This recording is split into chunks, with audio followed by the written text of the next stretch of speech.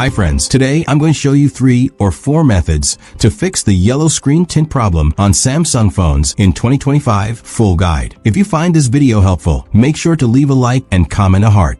First method is go to settings and search for accessibility, then enter it. Now go to visibility enhancements. Then go to color correction. Color correction changes the screen colors to help people who have trouble seeing certain colors. It makes the screen easier to see for people with color blindness. Make sure the toggle is turned off. Next method is go to your phone settings. Find and enter the display option.